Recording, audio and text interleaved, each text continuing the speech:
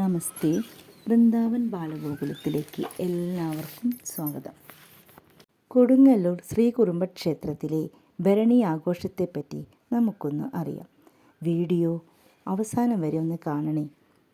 കേരളത്തിലെ 64 ഭദ്രകാളി ക്ഷേത്രങ്ങളിൽ ഏറെ പ്രധാനപ്പെട്ടതാണ് കൊടുങ്ങല്ലൂർ ശ്രീ കുറുമ്പക്ഷേത്രം. ലോകാംബികയാണ് ഇവിടത്തെ പ്രതിഷ്ഠ. പരശുരാമനാലും ആദിശങ്കരനാലും പ്രതിഷ്ഠിതമായ ശ്രീചക്രമാണ് ക്ഷേത്രത്തിന് ചൈതന്യവർദ്ധനവുണ്ടാക്കുന്നത്. മകരം 1 മുതൽ 4 വരെയുള്ള ദിവസങ്ങളിൽ ആഘോഷിക്കുന്ന താലപ്പൊലിയും മീനമാസത്തിലെ ഭരണി ആഘോഷവുമാണ് പ്രധാന വിശേഷങ്ങൾ. ഭഗവതിക്ക് ചാന്താട്ടവും ഉണ്ട്. ദാരിക നിഗ്രഹത്തിനായി മഹാദേവന്റെ തൃക്കണ്ണിൽ നിന്നാണ് ഭദ്രകാളി ജനിച്ചത്. ദാരികനെ വധിച്ച ശേഷം കോപം ശമിക്കാത്ത ദേവിയെ ശാന്തയാക്കാൻ ഭൂതഗണങ്ങൾ നൃത്തമാടിയെന്നും പഞ്ചമാകാര പൂജകളിലൂടെ ദേവിയെ പ്രസാദിപ്പിച്ച് ശാന്തയാക്കി എന്നുമാണ് ഐതിഹ്യം. മധുര കാവേരി പൂമ്പട്ടണത്തിലെ ധനികയായ യുവാവായ കോവലൻ അതിസുന്ദരിയായ കണ്ണകി എന്ന യുവതിയെ വിവാഹം ചെയ്ത് സുഖമായി ജീവിച്ചു പോന്നു. ഇതിനിടെ കോവലൻ മാധവി എന്ന നർത്തകിയെ കാണുകയും അവരുമായി പ്രണയത്തിലാവുകയും ചെയ്തു.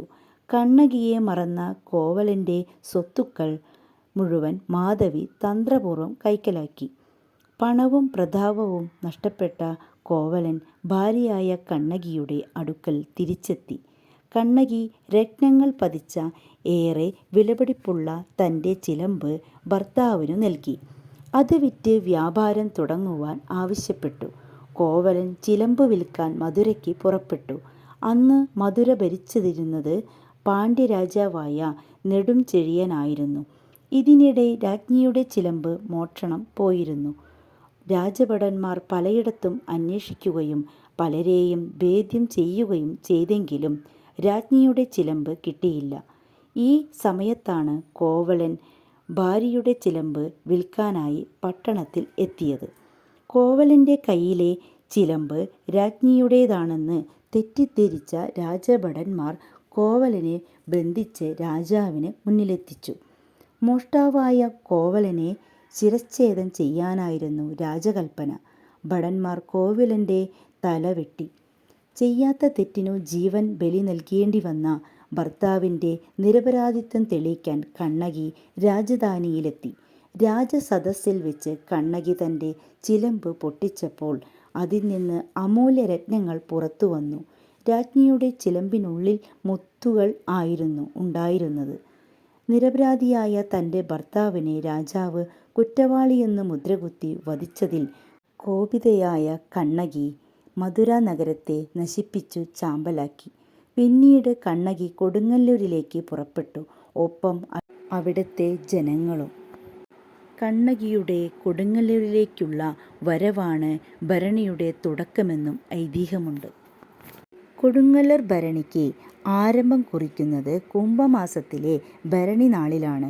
അന്നു രാവിലെ തട്ടാൻ സമുദായത്തിലെ കാവിൽ വീട്ടിൽപ്പെട്ട മുതിർന്ന ആൾ വടക്കേനടയിലെ ദീപസ്തംഭത്തിനു സമീപമുള്ള കോഴിക്കല്ലിൽ പട്ടും താലിയും സമർപ്പിക്കും. തുടർന്ന് കുടുംബി സമുദായത്തിൽപ്പെട്ട അവകാശികൾ പ്രധാനപ്പെട്ട നടപ്പന്തലിലും ആൽമരക്കൊമ്പുകളിലും കൊടിക്കൂറകൾ ഇടുന്നതോടെ ചെറുഭരണിക്ക് കൊടി കയറും. ദാരികനുമായി ദേവി അംഗത്തിന് തുടക്കം കുറിക്കുന്നതാണ് ഇതെന്നാണ് വിശ്വാസം. തുടർന്ന് 3 ആഴ്ചയ്ക്കു ശേഷം മീനമാസത്തിലെ തിരുവോണം നാളിൽ ഭരണിക്ക് തുടക്കം കുറിച്ച് കൊടുങ്ങല്ലൂർ ഭഗവതി തറവാട്ടിലെ മുതിർന്ന കാരണവർ വൃത്താകൃതിയിലുള്ള കോഴിക്കല്ലുകൾക്ക് സമീപം കുഴിയെടുത്ത് അവ രണ്ടും മൂടി മണൽത്തിട്ട ഉണ്ടാക്കും. തച്ചോളി തറവാട്ടിലെ ആൾ ഹാജരുണ്ടോ എന്ന് ചോദിക്കും. അപ്പോൾ തച്ചോളി തറവാട്ടിലെ മുതിർന്ന കാരണവരും കുടുംബാംഗങ്ങളും കോഴിയെ കല്ലിൽ സമർപ്പിക്കും.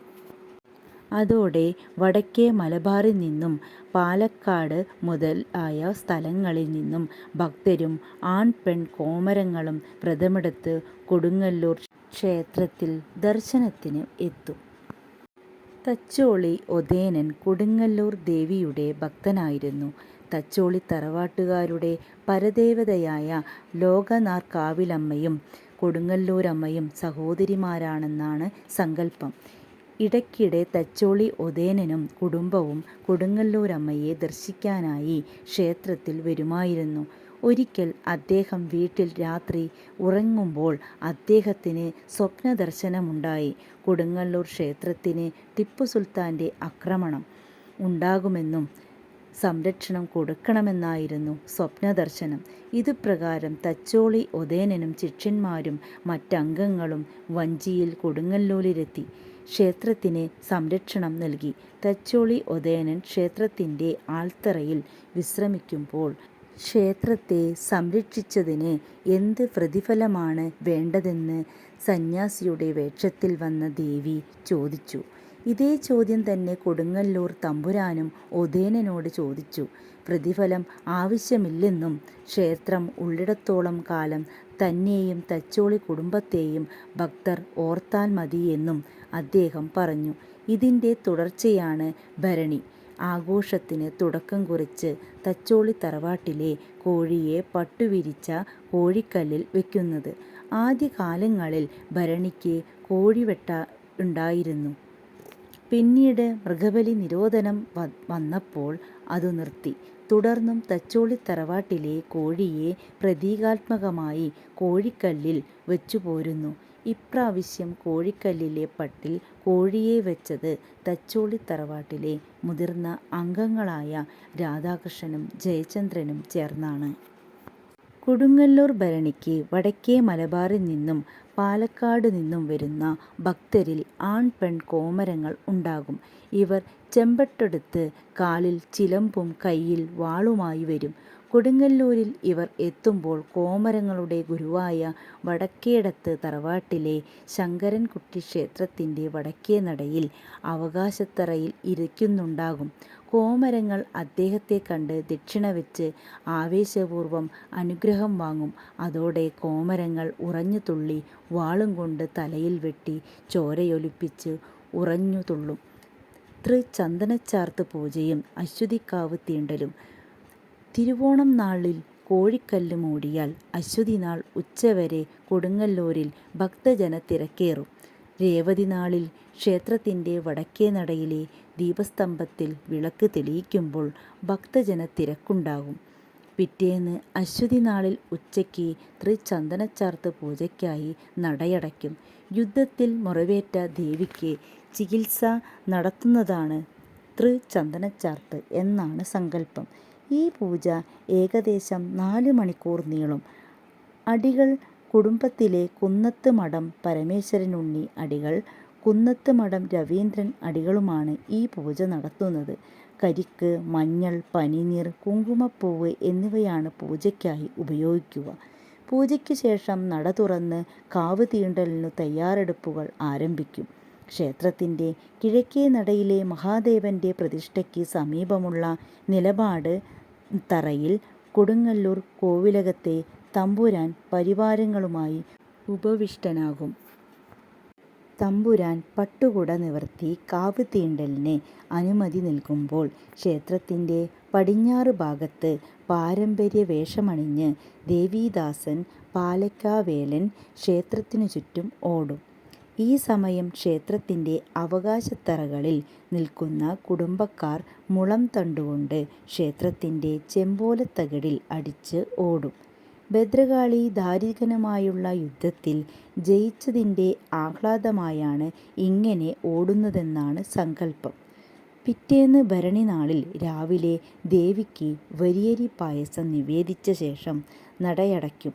7 ദിവസത്തിനു ശേഷമേ പിന്നീട് നട തുറക്കൂ. ആദ്യകാലങ്ങളിൽ പടിഞ്ഞാറു ഭാഗത്തു നിന്ന് ക്ഷേത്രത്തിലേക്ക് തുരങ്കപ്പാത ഉണ്ടായിരുന്നു. ശാന്തിക്കാരൻ അതിലേ വന്ന് ദേവിക്ക് പൂജ ചെയ്യാറുണ്ടായിരുന്നു. ഇപ്പോഴും ഈ രഹസ്യ പൂജ ഉണ്ടോ എന്ന് വ്യക്തമല്ല. കൊടുങ്ങല്ലൂർ ഭരണിക്ക് എത്തുന്ന ഭക്തർക്ക് വടമ പാമ്പുമേക്കാട്ട് മനയിൽ തിരുവോണം മുതൽ ഭരണി വരെ ദർശന സൗകര്യം ഒരുക്കിയിട്ടുണ്ട്. കൊടുങ്ങല്ലൂർ ക്ഷേത്രത്തിലെ ഭരണി മഹോത്സവവും ഐതിഹ്യവും നിങ്ങൾക്ക് ഇഷ്ടമായി എന്ന് വിചാരിക്കുന്നു. ഇഷ്ടമായാൽ ഒന്ന് സപ്പോർട്ട് ചെയ്യണേ. നമസ്തേ.